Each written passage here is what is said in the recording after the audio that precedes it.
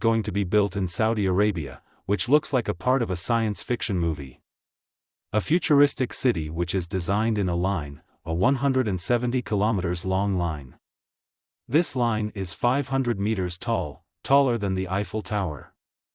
It is only 200 meters wide, and on both sides of it, there are huge mirror panels on the exterior.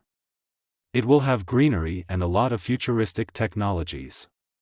According to some estimates, the total cost of making it can reach up to $1 trillion.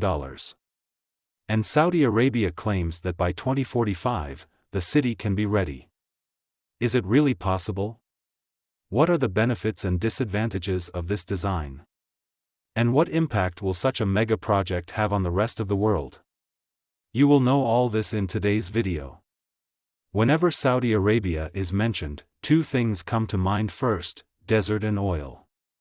Although it is true that most of the country is surrounded by deserts, a typical desert climate is also seen in Saudi Arabia, where the temperature can reach up to 45 degrees Celsius during the day and gets very cold at night.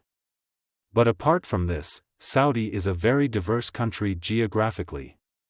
Here you will find savannas, mountains, and volcanic fields too. In fact, there are more than 2,000 dormant volcanoes in Saudi Arabia. Many of them are active volcanoes. Economically, Saudi is the largest economy in the Middle East and the 18th largest in the world. But it is true that this economy is mostly dependent on oil. Their major export is petroleum, and Saudi Arabia is the world's largest exporter of petroleum. But because the entire world wants to end its dependence on oil, Saudi is very interested in diversifying its economy. Like many other countries in this region, such as the United Arab Emirates, which tried a lot to end their dependence on oil. This is the reason why Dubai has been made such a big tourism hub. Similarly, Saudi has introduced its plan, Saudi Vision 2030. Its aim is to develop the country in other aspects, like health, education, infrastructure, tourism, and non-oil exports. One part of this Saudi Vision 2030 plan is to build the NEOM Smart City. Saudi's Crown Prince Mohammed bin Salman dedicated a large part of the country towards the development of this NEOM Smart City. NEOM is not a single smart city. In fact, this name should be used for a region. There will be many cities, resorts, and other developments in this region. In total, the area of NEOM will be around 26,500 square kilometers, and its location will be somewhere here. In the northwestern part of Saudi Arabia, in the north of the Red Sea. There is a geographical reason behind choosing this area. The climate here is comparatively moderate. In Saudi Arabia, the climate in the middle of the desert is hotter. Here, it will be near the Red Sea. The word NEOM is very interesting in itself. It is made up of neo plus m. Neo is a prefix that comes from ancient Greek. An ideal city that shows us a new future. According to the developers, NEOM will have 10 different projects which are called 10 different regions. The details of 4 of these 10 regions have already been announced. The first is the Oxagon, an octagon-shaped floating port. It will be the next generation industrial center of NEOM. The second is Trojena, which is the first major outdoor skiing destination of the Arabian Peninsula. It is planned to be inaugurated in 2026, in 3 years from now.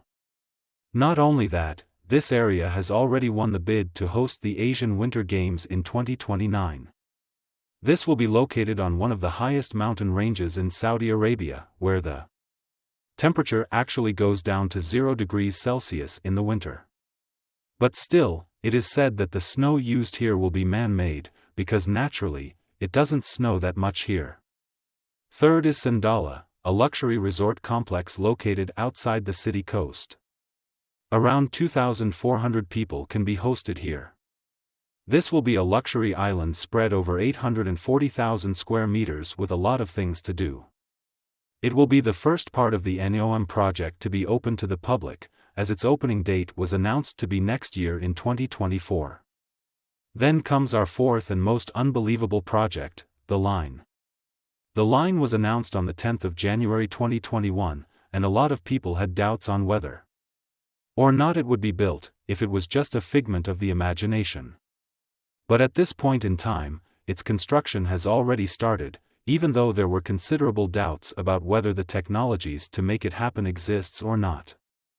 The most important thing about this project is its design. A 170 kilometers long line, this whole city will be situated between two 500-meter tall skyscrapers. These buildings will be linear and placed parallelly in line with each other and will have mirrors on the external facade. The idea in itself is not new.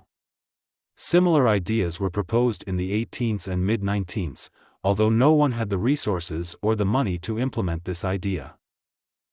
About why should we build this city in a line? So that the surrounding natural landscape have to bear the least bit of damage. Some real-life examples inspired by the principles of arcology are the research stations in Antarctica. Such research stations where thousands of people can live and work, and they are insulated from the outside environment so that no damage is done to the external environment, and it is completely self-sufficient. The line project will also try to do the same, because its width will be only 200 meters. It means 170 kilometers by 200 meters. Its area is only 34 square kilometers, and according to its developers, 9 million people will live here. This is the population of New York City, but the area is 20 times smaller than the area of New York City. So the overall footprint becomes very small. Multiple layers have been planned inside this city when looking at it vertically, so that people can move in 3 dimensions, up, down, and sideways. And this new concept has been named zero-gravity urbanism. Along with that, their developers claim that NEOM will be powered with 100% renewable energy. Solar, wind, and hydrogen-based power generation will be used. In this for transportation, there will be no roads or cars. Instead, there will be places for people to walk, parks, and green spaces. And since it is a 170 kilometers long line, high speed